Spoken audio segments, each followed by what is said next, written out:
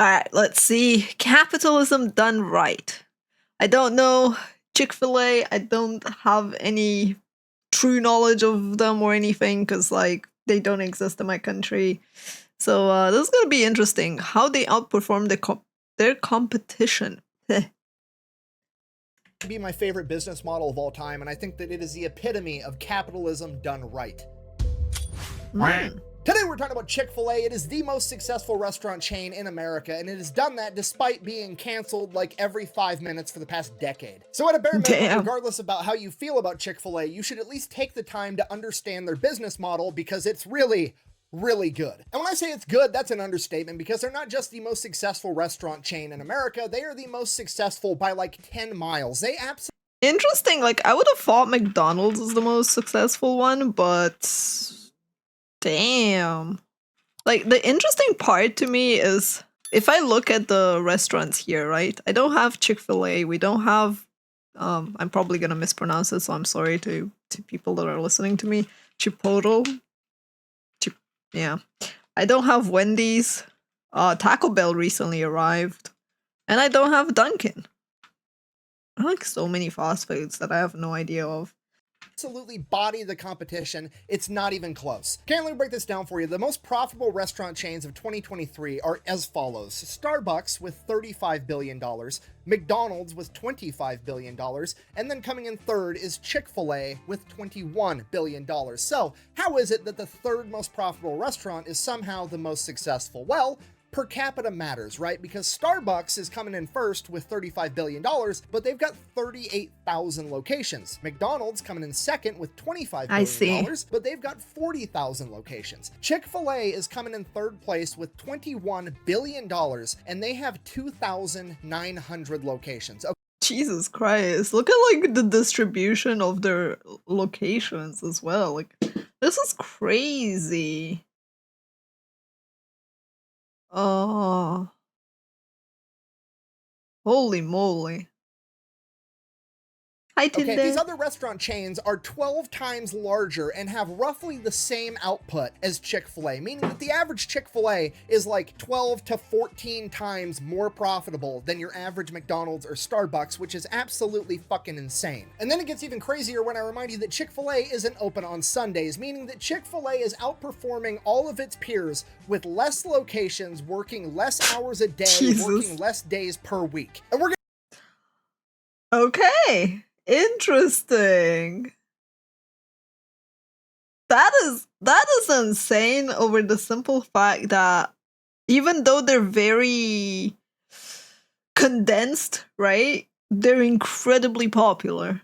We're going to get into how that's possible right after a word from our sponsor. Today's video is brought to you by Rocket Money. It is your all-in-one finance app capable of doing pretty much anything you could want. There are lines like crazy. Like help you set a budget, is the chicken that even good? Track your net worth. But what sets Rocket Money apart is they help you identify every single subscription that you are paying for monthly, and half the time you forgot you were even paying for that. Okay, me and my wife do this all the time. There's always some football game or MMA fight that I want to watch. It's the some sauce TV show that makes it good. Interesting. On some streaming service or app that nobody has ever heard of. I wonder. So we have to go get the app, get the streaming service. What kind of addictive thing it has in it? Then we forget we signed up for the free trial, and then we're getting charged $7, $8, $9, $10 a month every month for the next 3 years, and I have no idea. Okay, because online streaming has just turned into cable again, let's face it. Is Rocket Money gonna fix that problem? No, not really, but they are gonna help you quit paying for it. In addition to that, recurring monthly payments that aren't necessarily it's a bit of an older video, Reaper. Rocket Money will actually help you negotiate to lower your bill and so save you money. The map might not be the most accurate with the recent rocketmoney.com/fatfiles. I'm going to have it also linked in the description down below. Let's get back to the video.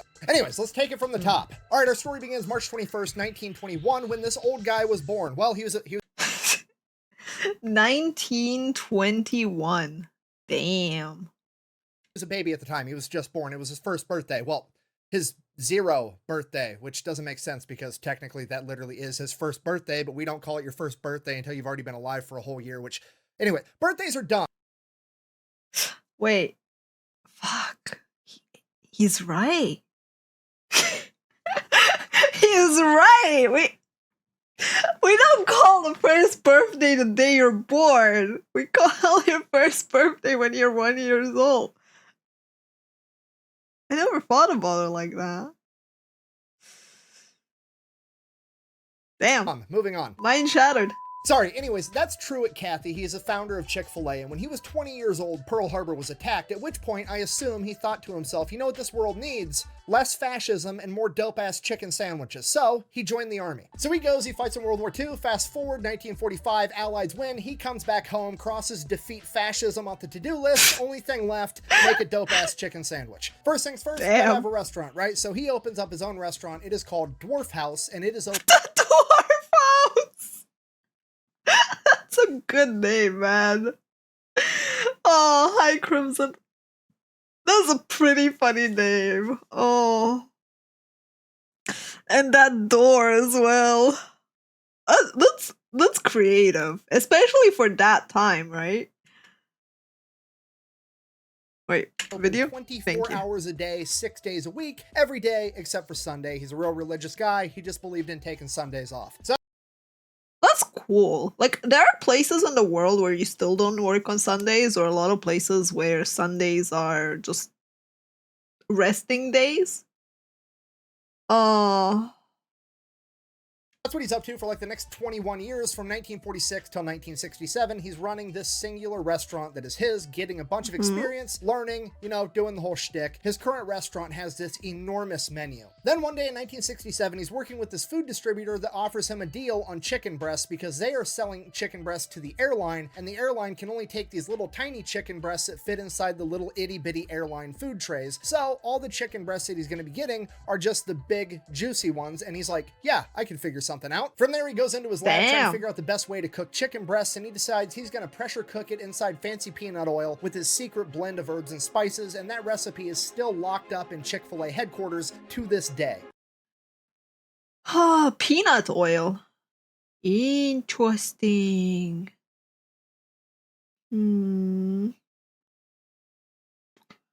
That it's really cool to see how he basically took a business, or like had an idea of what he wanted to do, and then was given an opportunity and basically managed to capitalize on it. So he's done it. He's made the best fried chicken the world has ever seen. So he's like, okay, only problem, it's pretty greasy. Like, it's really greasy. It's too greasy to eat with your hands. So he's like, okay, well, I'm just going to stick it inside of a hamburger bun with butter and 2 pickles and make it a sandwich. And thus, the chicken sandwich was born. Or at least that's what Chick-fil-A says. They say that they're the ones that invented the chicken sandwich, and this was it. So he's like, you know what? I'm done with this enormous menu selling all these different items. I'm just going to sell this chicken sandwich. I'm going to rename my restaurant from the Dwarf House to Chick-fil-A, and this is all I'm going to sell. And the Dwarf House Chick-fil-A. Aww. That's kind of cool. Oh shit, accidentally muted. Look, the Dwarf House Chick-fil-A, open all night. It's interesting that it's open all night, but they don't work on Sundays.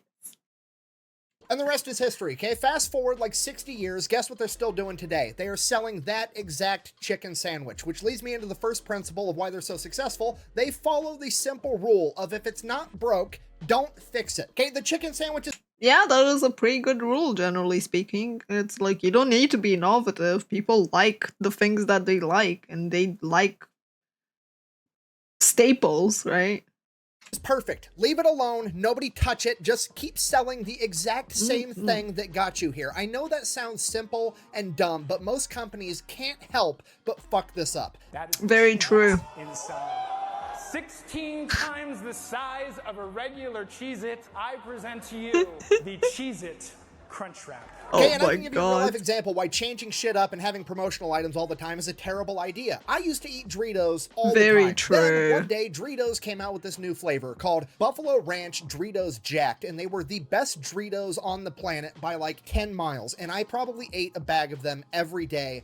But let me guess, you cannot find them anymore because they discontinued the line, right? For several years straight. Then one day they just disappeared and they quit making them. Yeah, seemingly, that's me with Pepsi Mango.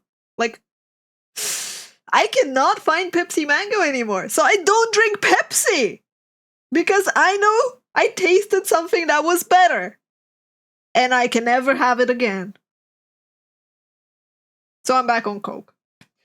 But like, oh man, Pepsi Mango is still a thing. Maybe in your place. I cannot find it in my entire city. I have scoured the city for it. I cannot find it. It's gone. for no reason. I can only assume it's because it was driving down the sales of all the other flavors because they were the best Doritos ever. And now, guess what? I just don't eat Doritos anymore because every time I eat a normal Dorito or a Cool Ranch Dorito or a sweet chili Dorito, I go, oh, it's like a shittier version of Doritos Jacked Buffalo Ranch, and I don't even like it anymore. Okay, because you gotta realize, people are creatures of habit. I would have habitually eaten a bag of Doritos Jacked every day till I died if they gave me the option to, but they took Doritos Jacked away, then they essentially broke my habit for me, and I just never went back to eating normal Doritos. Okay? I don't understand this whole concept that they have of, let me give you something new and take it away. I only go to Starbucks when they have pumpkin spice lattes for Halloween. And I buy one a year. And then it's gone. And I'm like, well, I can't have pumpkin spice anymore, so see you next year. I'm never shopping here again. And they lose me as a customer because, like, why would you do that? Why would you take away something that people want to make it appear as something that they must go and have? I understand FOMO. Right? Like, I understand FOMO, but like, in cases like this, it just loses you completely. Oh yeah, Starbucks is like, I don't like Starbucks and I don't approve of Starbucks. Like, I don't like any of their products, but it's the only place where me, as a European where I live, can get pumpkin spice.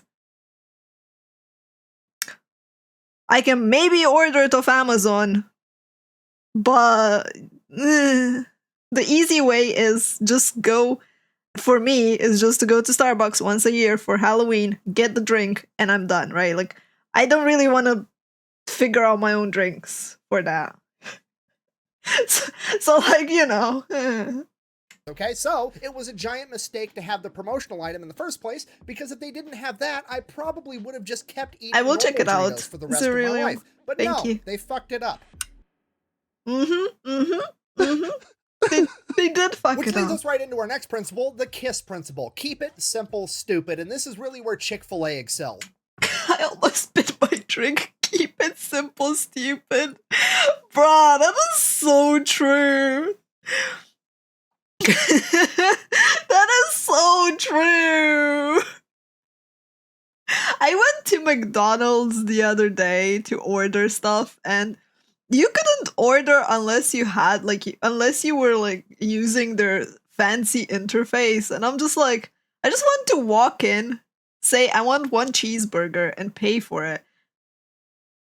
And you can't do that anymore. No, you gotta go through their entire menu, figure out what kind of, like, where to find it. You don't get told if you have a menu option edit until you click on the item.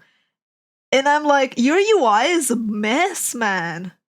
Your UI is an absolute mess. It's no longer simple.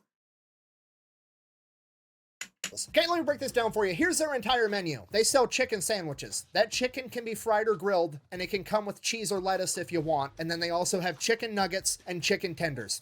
That's it. That's like the whole menu. And some of you are like, wow, that's not a lot of variety. I'd probably get bored if I went there a lot. First of all, unlikely. It's the best chicken sandwich on the planet. Secondly, even if you did get to the point where you're like, you know what? I don't want a chicken sandwich. Cool. Then don't go to Chick-fil-A, okay? If you don't need plumbing work done, don't call a plumber.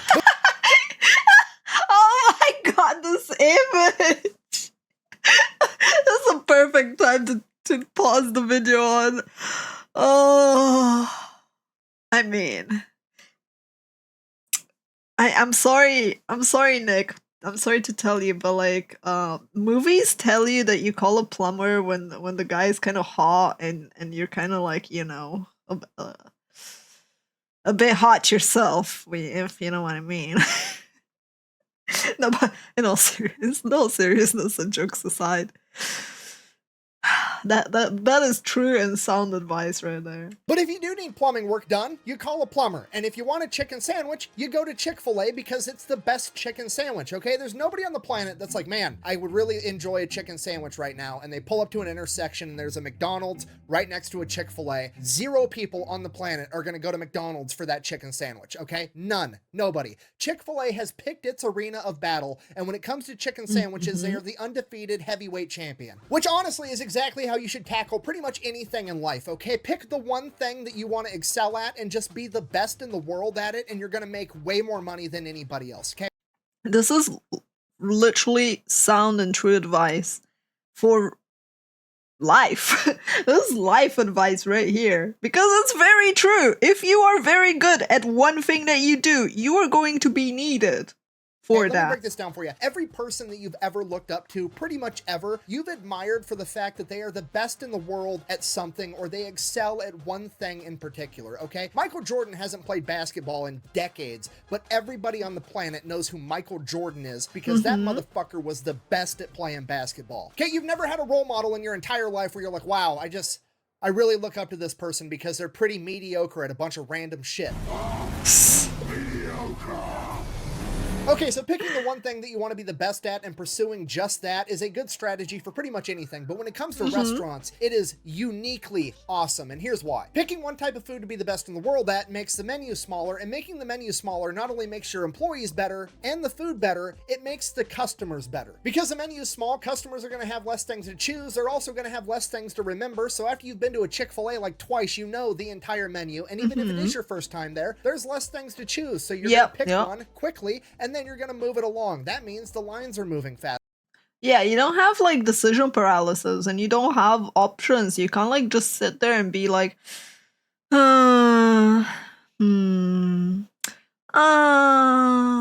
am I gonna pick today? I don't know. You don't have people standing there looking up at a menu with 10,000 different items, drooling on themselves, desperately trying to figure out what they want. No, it's like Aldi. You have one option, pick it and move it along, okay? So now, not only are you getting a delicious chicken sandwich, you're getting it even faster, improving customer satisfaction. And there's still more to it, because now on the other side of the cash register, back in the kitchen, there's less items on the menu. That means that there's less variables, and less variables almost always leads to less fuck-ups. So not only are you getting a delicious chicken sandwich, you're getting it fast, and you're getting it how you wanted it to be in the first place, okay? Customer satisfaction is through the roof, okay? Wait, people fuck up orders in fast foods? How? Huh? How? All the time? They're not listening. Bruh. Look, I've never had an order get fucked up at a fast food. Like, every time. Okay, granted, I have not been to a fast food in the past 7 years. But I used to go a lot because every time I went to the movies, I'd go to the fast food. Damn. And at this point, some of you think, surely I'm exaggerating, and having a smaller menu can't make the business that Yes, much better. Excellion. But you're wrong, and we're going to go over McDonald's menu together, and I will prove it to you. All right, McDonald's menu. Let's see what we got going on here. First off, we have the Big Mac, and then we have the Quarter Pounder. First question right off the bat. Why do we have the same type of meat with different sizes of...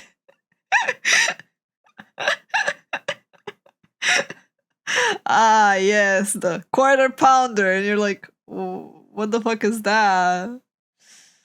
I guess it doesn't have salad. If I hate salad, I'll go with the other option. I do hate this about McDonald's.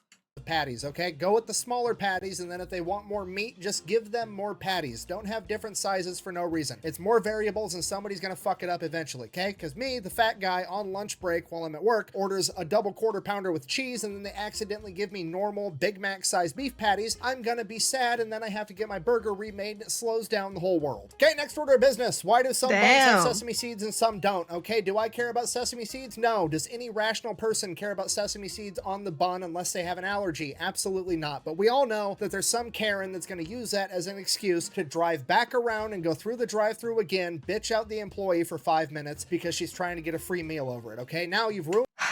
Dude, I've seen TikToks of people doing this, and I'm just like, I must live in a different universe. Like, I could never. Like, even if someone gets my order wrong, at the most that I will do is mention it to them if I really want to, without holding the line or like asking for remakes. It's like, I understand that people make a mistake. Like, I would never do that. I would never drive back because there are no sesame on my buns. At most, I'll mention it next time. I'll be like, hey, you didn't give me the proper buns last time. Can you make sure it's the proper ones this time? Just as an example. But like, I've had true story from me ordering Coke. Like, I ordered 20 liters of Coke Zero, and the person at the supermarket replaced all my Coke Zero with Coke, regular Coke. So I had, once it got delivered to my door, I had to basically say that I got the wrong product and it's not Zero, and there was a fuck up. But even then, I was like, I'm not diabetic, so for me it's not the end of the world. But probably I should report that because they are diabetics, and yeah. But yeah, it's like the most that happens. I don't know. Maybe it's different culture. We don't complain as much here about stuff like trying to get a free meal is like Ruin the employee's day, you've slowed down the line, and you have to make more burgers, all because you can't decide whether or not you want sesame seeds on your buns, okay? Just make a decision. Okay, next question. What the fuck is the difference between a McDouble and a double cheeseburger? They look like the same exact thing. Oh, I see here. It's one piece of cheese. That's the difference. You have a whole different sandwich with a different name over one piece of cheese, okay? Just pick how you're making a double cheeseburger. Do you want it with one piece or two pieces of cheese? Don't have two different options, because now I have to listen to the next 10,000 people ask, what's the difference between the McDouble and the double cheeseburger? One's cost 7 cents more because it has an extra piece of cheese. Okay, that's dumb. Get rid of it. Wait, people stop and ask what the difference is between sandwiches as they're ordering? What? There's like, I don't know about the US, but we have a menu where they put all the nutritional values of everything and they properly describe every sandwich and everything that goes into it. And it's on the side, like, so when you want to order, right, it's not at the ordering place. It's on the side, but everyone can see it because it's a big ass book. So like, if you want to know the nutritional value and what's in it and what the difference is, you have it. So you go and look there. Damn. The same picture. All right, moving on. Chicken and fish, adding 2 more types of meat, which is more variable, so that's bad. What the heck is a bacon Cajun Ranch McCrisp? Limited time. I've never seen these. Right off the bat. Secondly, the best sounding one is the Bacon Cajun Ranch McCrispy. Now, unfortunately, it's a limited time only item, and it's probably the best one because that sounds way better than a regular McCrispy, which means I'm never going to eat a regular McCrispy ever again because I'm always going to be thinking about the one that got away, the delicious Bacon Cajun Ranch McCrispy, okay? Stop doing limited time and seasonal items. Every time I lose a limited time item, it's like getting dumped by a girlfriend, okay? Quit putting people through that. Either keep the item or don't keep the item. Okay, next order of business. Why are we adding a third additional bun? Okay, this one also has no sesame seeds. Just put the no sesame seed bun on this one. Or if this bun is better, just get rid of the shitty bun altogether. Okay, then we come to But you want to rant about McDonald's food? Fine, here it goes. So here's the deal. McDonald's food is like this magical concoction designed to make you question your life choices. You think you're getting a quick, cheap meal. But really, you're just signing up for a grease-fueled regret fest. The burgers are like cardboard with mayo. The fries are basically salt sticks, and don't even get me started on the chicken nuggets. But It's that's like what they makes the mashed up fries a so bunch of good. mystery meat and deep fried it in hopes nobody would notice. Oh. But hey, if you're into that kind of thing, more power to you. Enjoy your culinary nightmare, Agent G. Sometimes you just gotta crave the trash taste of McDonald's, okay? There's nothing wrong with that.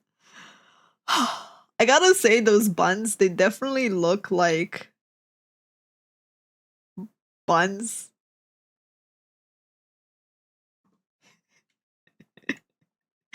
So, I don't know, man. I don't know if I want to be a bun eater.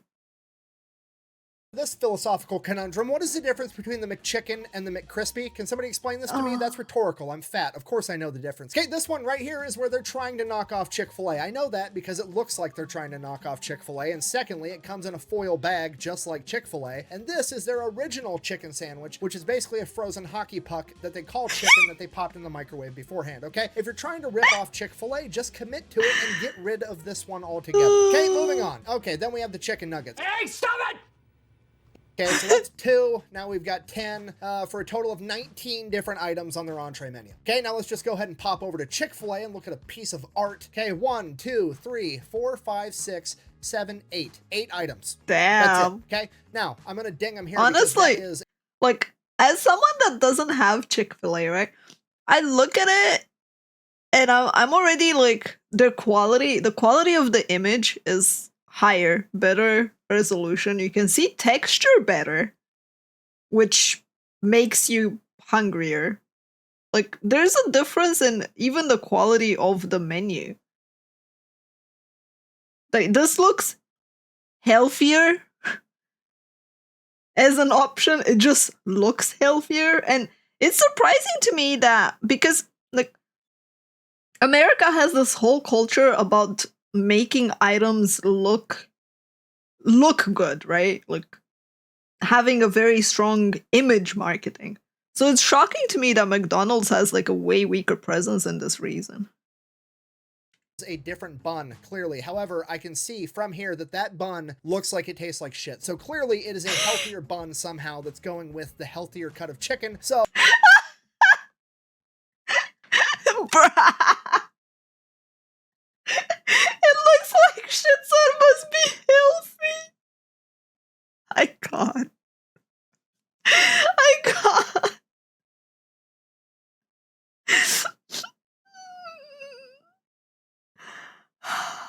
No comment. oh, at least that makes sense, okay? Okay, moral of the story, less items with less ingredients equals less fuck-ups, which makes everything move faster. And this is where I really think they get capitalism right, and that principle is slow is smooth and smooth is fast. You see, there's only 2,900 Chick-fil-A's, and they're not in a hurry to put up a bunch more. They would rather have one really good Chick-fil-A as opposed to 10 pretty mediocre ones. And that's why one Chick-fil-A makes 12 times as much money as a McDonald's. And having this mentality allows them to focus on the original goal, which is just having good food. When you compare Chick-fil-A to McDonald's as far as opening up a new location goes, it's insane how different their mentalities are. Because McDonald's is meticulous, they go full psychological warfare mode on where they're gonna put all of their locations. I'm making these numbers up, but this is roughly what their process is. If you come to McDonald's with millions of dollars, say, hey, I want to open up a McDonald's, they're like, cool, give us the general area. Then they send people out to sit in potential locations, and those people just sit there and count how many cars drive by. Click, click, click, click. And McDonald's knows out of every 100 cars that drives by, 3 of them are going to pull into McDonald's. Damn. They know that every single person that pulls into a McDonald's on average spends $12 or whatever. Before McDonald's even breaks ground on the new restaurant, they can predict within $10,000 how much money that location is going to make that year. That is interesting. Especially because, like, thinking from my perspective, where our cities aren't necessarily designed for cars, so they'd have to look at foot traffic, if anything. It's kind of shocking to me how things are done.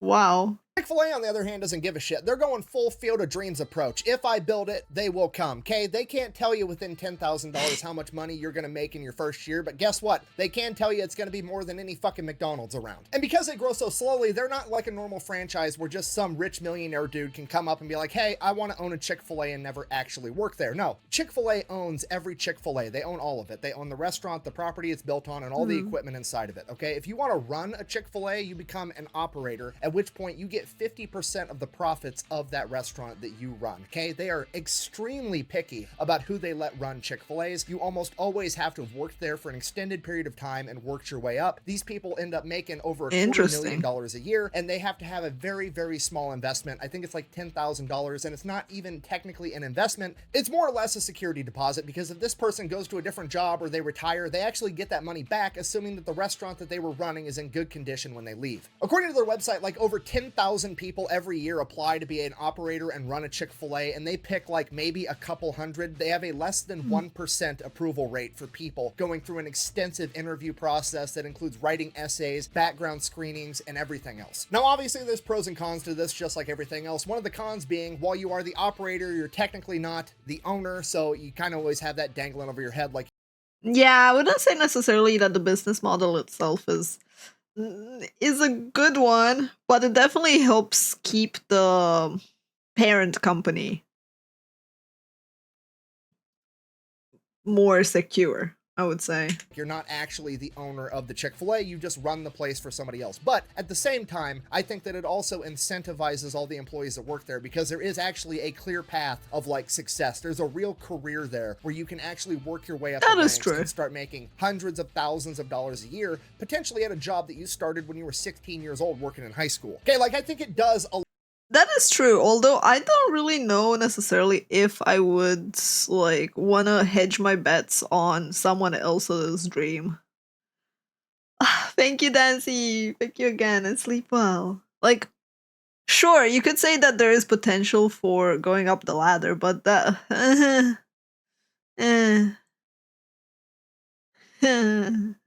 a lot to the morale and the overall culture of an entire company to actually have a visible ladder there that people at the bottom can climb up to the top. Because I mean, let's face it, a lot of these restaurants, like, yeah, technically you could own a McDonald's, but also I think McDonald's charges $50,000 or $60,000 just as a franchise fee to What the?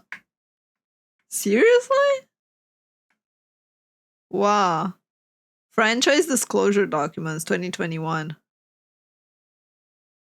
Crazy that the highest ones are actually KFC and Burger King as well.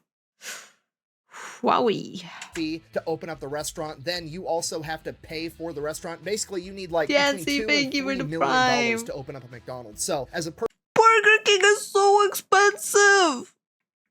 Oh, look at that. Additional investment. What the heck?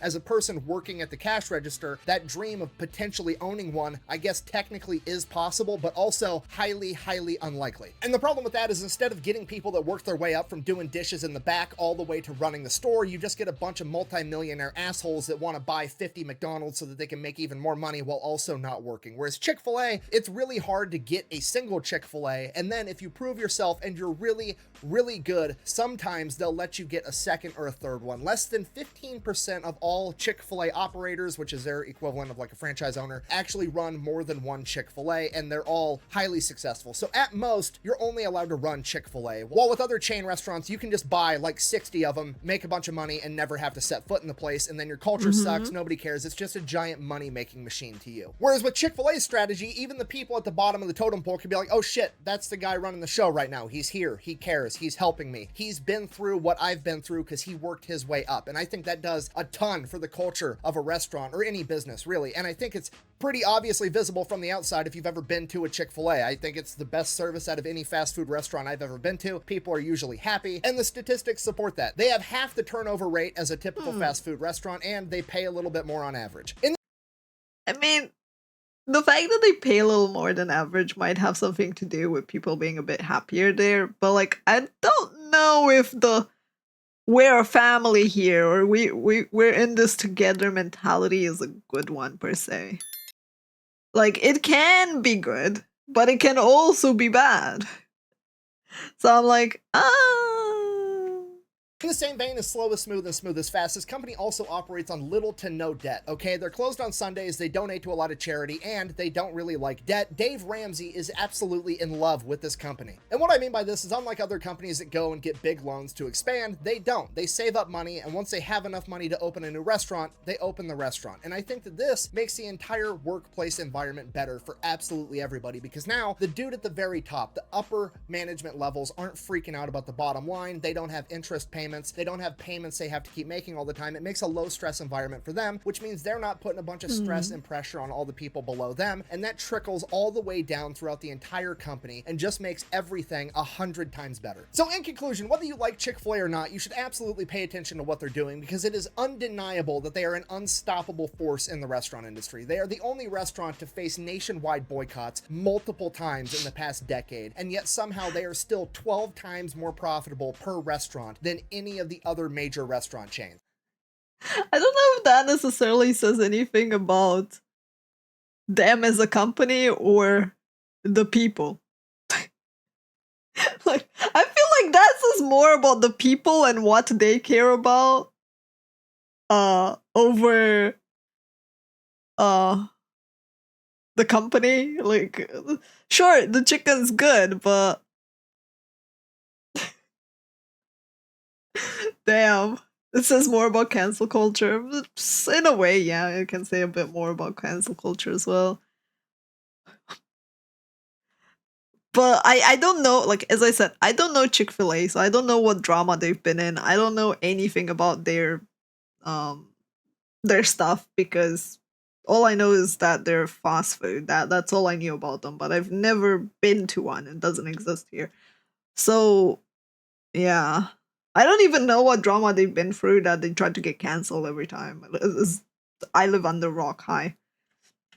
And they are somehow doing that with less menu items that have less variety between them, while working less hours per day and working less days per week. And it all comes down to basic common sense principles, right? Pick the thing you want to be good at and just be good at that. If it's not broke, don't fix it. Keep it simple, stupid. Don't overcomplicate it along the way. And slow is smooth, smooth is fast. Just don't be in a hurry. If you can apply those 4 things to literally any situation in life, you're more than likely going to be successful at it. Thank you for watching. Best way to support the channel is That's good life advice. Electrician.com. Quack bang out.